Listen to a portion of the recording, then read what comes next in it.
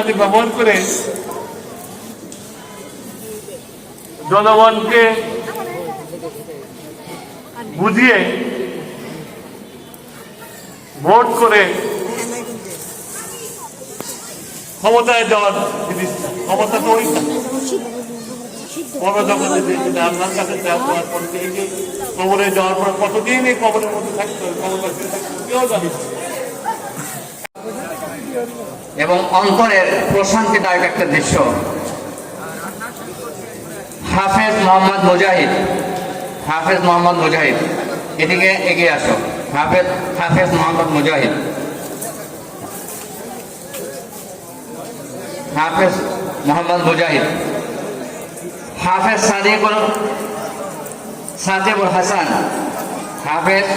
সাকিবুল হাসান, যাদের নাম ডাকে দ্রুত চলে আসো।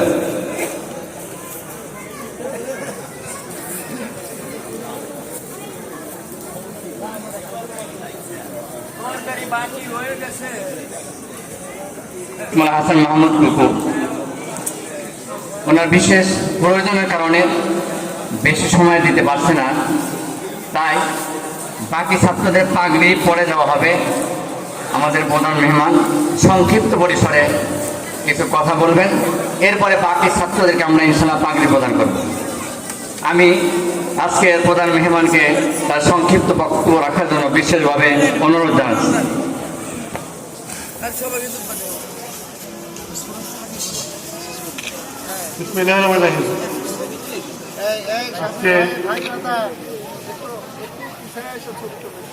পাগড়িদান অনুষ্ঠান এবং এই মহফিলের উপস্থিত আলেম ওলেমা এবং আমার গ্রাম, পাশের গ্রাম দূর থেকে আগত মুসলিম ভাইরা, আসসালামু আলাইকুম। আমি যখন এখানে এসে উপস্থিত হলাম তখন আমার পাশে উনি শিক্ষার উপরে বক্তব্য দিচ্ছিলেন। একটা হলো যে শিক্ষা তো দুই রকমের, একটা হলো ভবিষ্যতের পরকালের ইনভেস্টমেন্ট, আর একটা হলো যে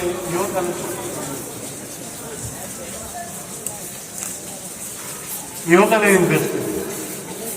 উনি সুন্দর করে বলবেন যে যারা এই যে আল্লাহর কালাম, এই যে বাচ্চাগুলা আল্লাহর পুরা কোরআন শরীফটা মুখস্থ করছে, তাদের মধ্যে আল্লাহর কিতাব তাদের মধ্যে হয়ে গেছে, তারা একটা কোরআন।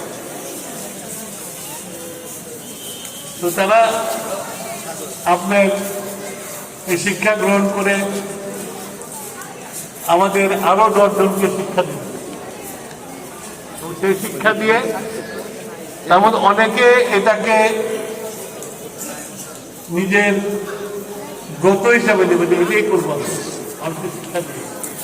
অনেকে মুসলমানের ছেলে কোরআন শরীফ পড়ার জানা দরকার, আমি পড়লাম, কিন্তু আমি আমার নিজের সংসার ধর্ম করার জন্য যা যা করার দরকার কাজটা মানে এই জগতের দ্রুত যা যা করার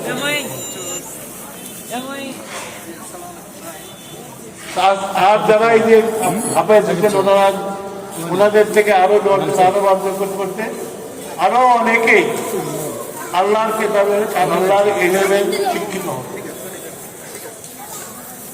এরা বিনিময়ে কি পাবে? এরা কিন্তু এই জগতের চিন্তা করে জিনিসটা করবে না, এরা করবে ওই জীবন যে জীবনের কোনো শেষ নাই, তবে শেষ হবে ওই জীবনে কেউ জানে না মরার পরে। সেই জীবনের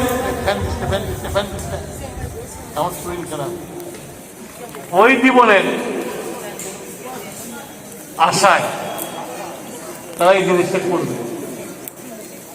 তার অর্থ হলো যে আল্লাহর পথে যে আত্মদানটা, তাদের যে আত্মদান কোনো কিছুর বিনিময় এই পৃথিবীর এই পার্থব জগতে নানান রকমের প্রলোভন, আরামে টাকা, আনন্দ ফুর্তি করা, অনেক কিছু আছে, সেগুলোকে ত্যাগ করে তারা একমাত্র আল্লাহর ধ্যানের মগ্ন হচ্ছে, আল্লাহর কাজে মগ্ন। এখন সমস্যা হয়ে গেছে কি, এদের মধ্যে আপনারা হয়তো অন্য কোনো চিন্তায় বিশেষ কিছু মনে করবেন না, কিন্তু আমি একটা মুসলমান হিসাবে, আমি এত জ্ঞানী মুসলমান না, তবে আমি চেষ্টা করি আমার ধর্ম, আমি মুসলমান কেন এটা জানার চেষ্টা করি। আমি মাঝে মাঝে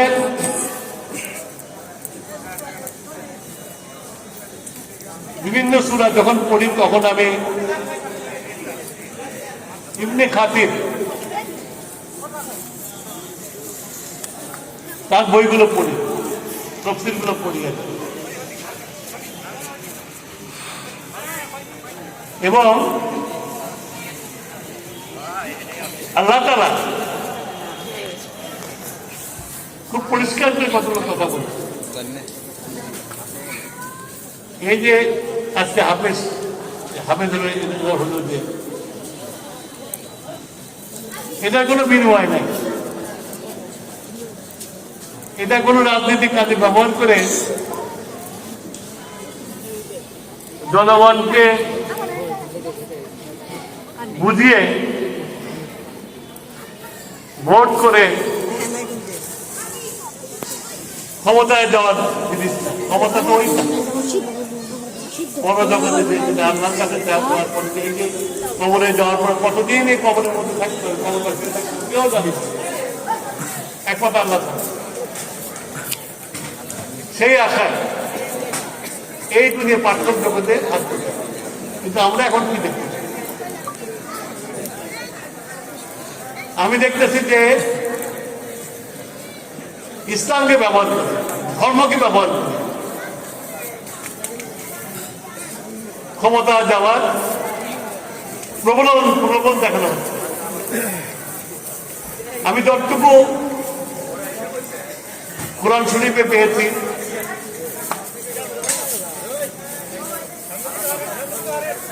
আমি তো ওনাদের মধ্যে হাফেজ না, সুতরাং পড়তে না সুরা পড়তে লাইন আমার মনে থাকে, তবে জ্ঞান আহরণ তো ওখানে যদি পড়ি আর কি।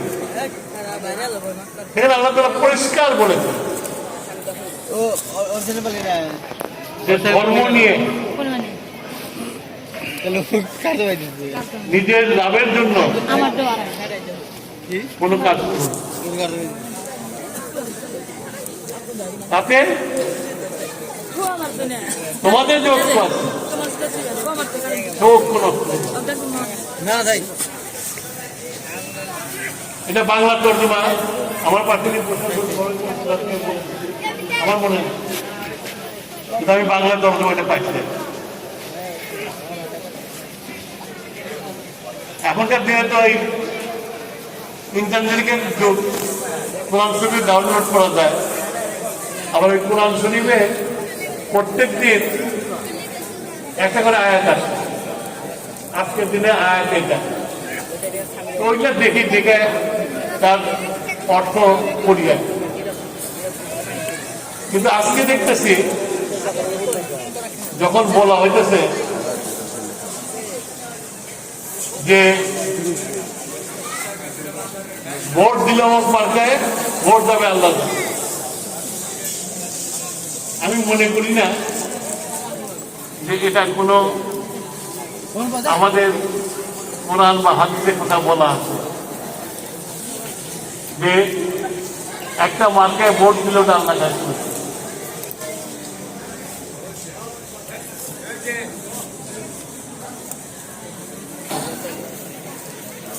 তো সেই জন্য ধর্মকে এমন ভাবে ব্যবহার করেন না যেখানে ধর্মের মধ্যে আমি একটা রাজনীতি করি, আমি উত্তর, আপনি একটা রাজনীতি করেন, আপনি উত্তর, কিন্তু সেই ইমান নিয়ে যখন আপনারা রাজনীতি করতে যাবেন তাদের কিন্তু বিপত্তি মাত্র আজকে যেটা শুরু হয়েছে এটা কিন্তু অনুমতি আমার ধর্মের জন্য, ইসলামের